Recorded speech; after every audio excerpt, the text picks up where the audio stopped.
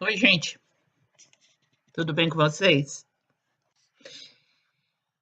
Eu vou fazer uma pergunta para você que ainda não se inscreveu.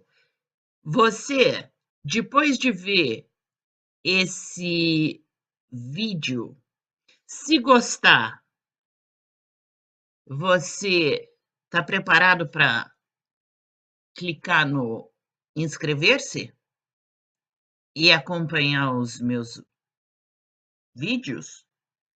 Olha, tem um monte de coisa. Procura, tá? Que você vai ver muita coisa que eu apresento aqui. Mas não se esqueça, traga a vovó, o vovô, seu pai, o primo, a comadre, traz todo mundo para se inscrever, porque eu estou precisando de público, gente. Quanto mais gente, mais o YouTube espalha os meus vídeos, tá? Então é isso. E se gostar do assunto, já vai me dando um like, tá? E espalha também nas suas redes sociais, se você puder. Então, o assunto de hoje, nós vamos falar sobre esses médiums com quem a polícia nos Estados Unidos trabalha. E vocês sabem que a polícia nos Estados Unidos, ela se volta para esses médiums quando eles mal têm pista. E também você sabia que muitos desses casos foram resolvidos graças à ajuda desses médiums? Pois é. Então, fique aqui comigo e assista esse clipe, porque depois, quando ele acabar, eu tenho mais coisa vindo por aí que eu vou contar para vocês, tá? 5 dias após o desaparecimento de Amy, indo para a central da polícia, Laughlin ouve uma voz no rádio do carro. 97,9, aqui é Vicky Monroe com suas mensagens espirituais. Foi o momento que mudou o rumo da investigação. Oi, Vicky, meu nome é Jack. Oi, Jack. Jack, a sua mãe e seu pai já morreram? 97,9 no centro de Portland, a médium Vicky Monroe apresentava seu programa semanal. Ela diz ajudar ouvintes a se conectarem com seus entes queridos falecidos. Eu consigo vê-los claramente. Eu escuto e tenho a sensação do que eles sentem ou de como morreram. Seus pais estão bem, vivendo do outro lado. E a sua mãe disse que Estava presente quando ela morreu, Estava assim. segurando a mão dela Segurei. e falou que ela podia ir. Falei. Tá bom. Enquanto ouvia o rádio, eu pensei, eu vou ligar para essa mulher quando chegar no trabalho e ver se ela me fala onde a Amy tá.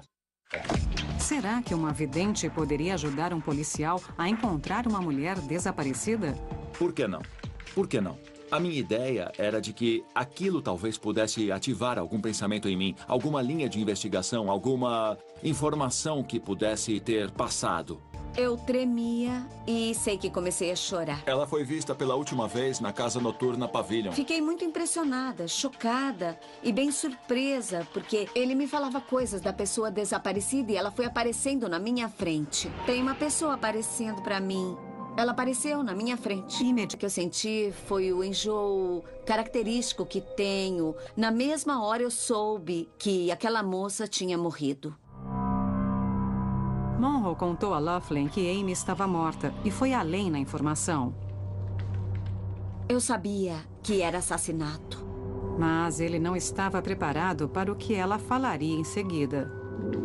Olha, a Amy tá repetindo JJJ. Aquele era o nome do homem que matou. Então, gostaram? Bom, o negócio é o seguinte, gente. O que é que eu tinha para falar antes era que há quase 6 anos atrás meu pai faleceu. Eu sempre fui filhinha do papai. Sempre me pareci fisicamente com ele. A gente podia dizer, talvez, pelo espiritismo, que a gente chegava quase a ser alma gêmea. Batíamos papos assim, longuíssimos pelo telefone, de até 2 horas. Bom, o que aconteceu foi o seguinte: eu estava para ir para o Brasil, eu já sabia que ele não estava muito bem, ele estava com 82 anos de idade, em casa ainda, com um cuidador para ajudar minha mãe. E o que é que aconteceu? Ele começou a piorar e não deu tempo. Ele faleceu antes, tanto que eu fiquei tão chocada, gente, porque na verdade nem minha mãe que estava ali do lado dele percebeu que ele estava morrendo, sabe.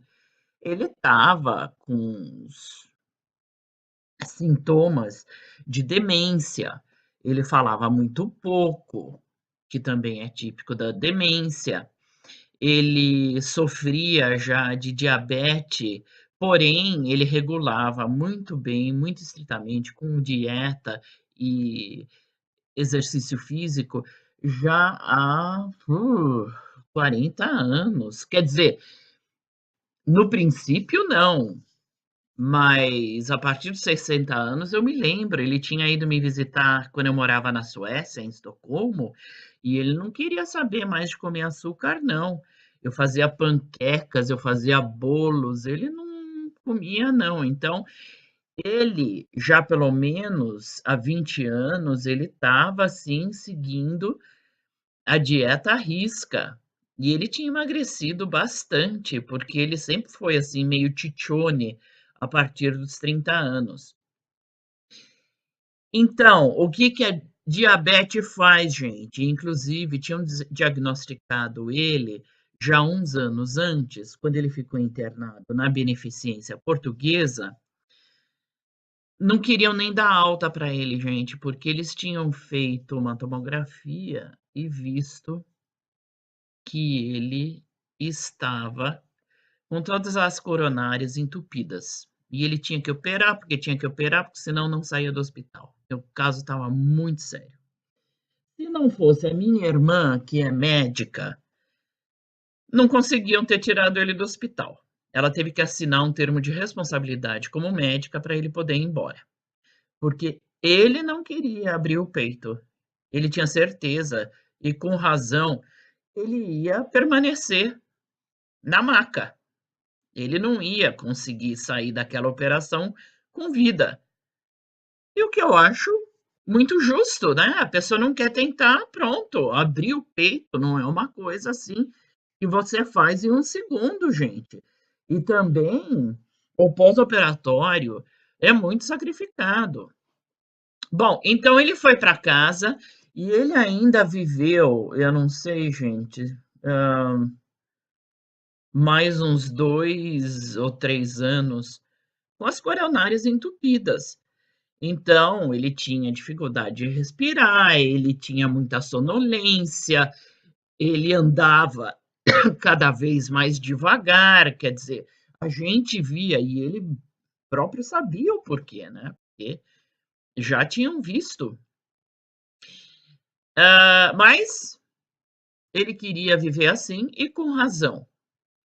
Depois, por causa da diabetes, vocês sabem que um dos sintomas é a coceira por causa da má circulação, por causa da diabetes, né? Que ela vai entupindo todas as veias. Então ele vivia se coçando.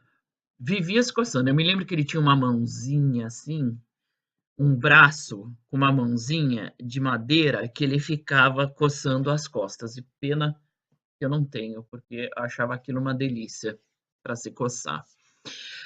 E então ele tinha a demência, ele tinha o problema das coronárias, ele tinha a coceira, certo?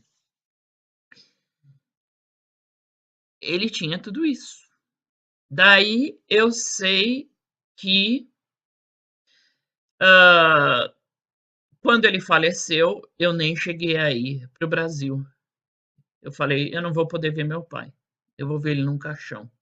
E isso eu não preciso. E eu, por ser muito ligada a ele, chorava, mas chorava, mas chorava, assim, um desespero. Parecia que eu ia a qualquer hora ir junto com ele. E eu me lembro um sábado, quando eu acordei, chorando, pensando nele. E eu olhei pela janela, assim, e fiquei chorando na cama, olhando pela janela o céu. Estava até chovendo. Daí, quando eu tomei forças para levantar, eu fui cambaleando assim, fui escovar o dente, começar o dia, né, gente? Mas aquilo me ficou, é como se eu estava fazendo tudo aquilo em câmera lenta, muito deprimida.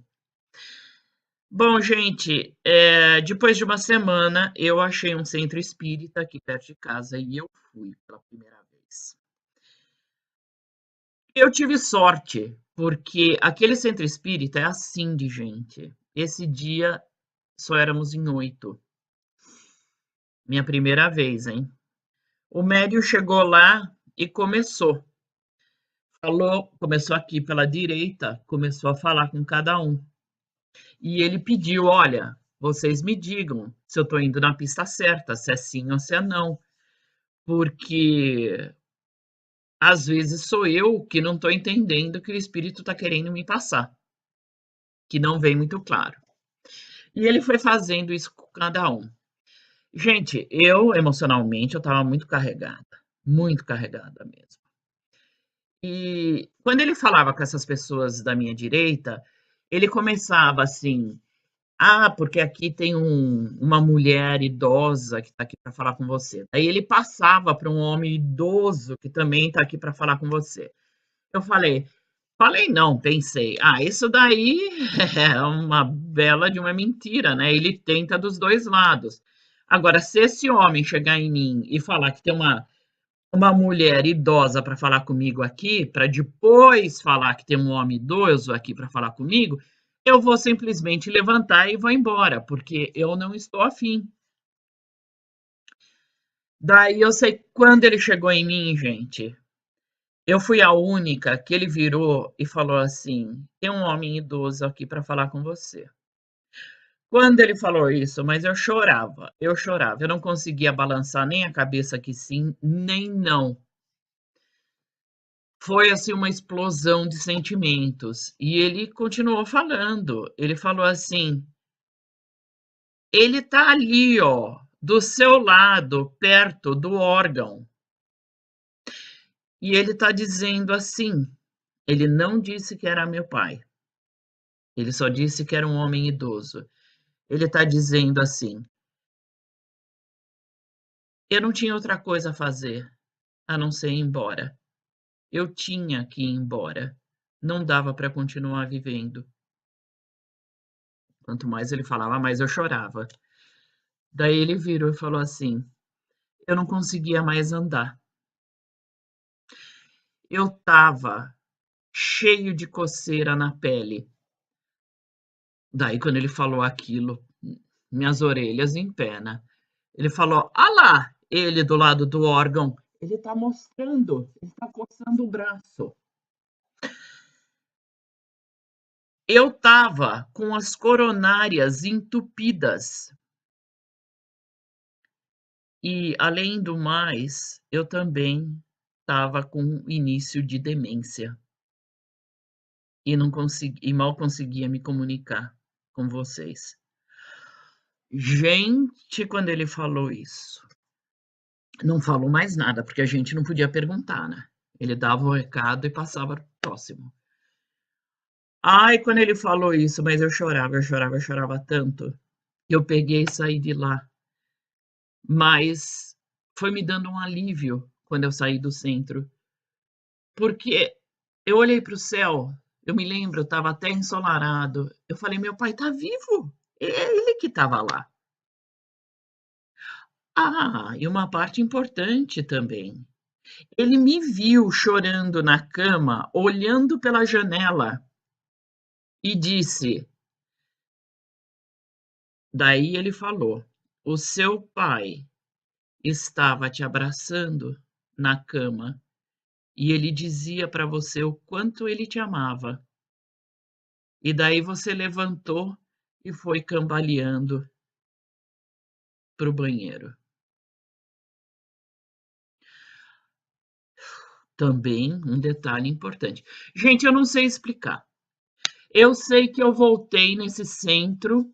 Eu nunca mais vi esse médium de novo naquele centro. Fui umas 10 vezes esperando um dia reencontrá-lo. Eram outros médios que só deram fora. tá? Infelizmente, até parei de ir. Porque a gente vai com tanta esperança e nada acontece. Mas eles me deram o endereço e o telefone desse médium, desse primeiro médium que eu encontrei. Eu fui na casa dele.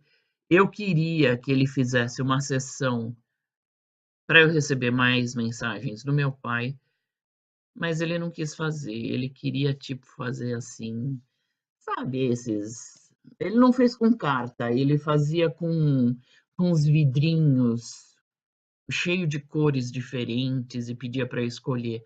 Não sei o que que era aquilo. E que daí queria falar sobre a vida, a carreira, a saúde, essas coisas. Eu não estava nem aí, certo? E daí me decepcionei, porque eu queria ter mais um contato com meu pai e não tive, certo? Então é isso, gente. Vocês tiveram alguma vez alguma experiência parecida? A gente volta a falar mais sobre o assunto ou não, se vocês gostaram, tá? Tchau, tchau.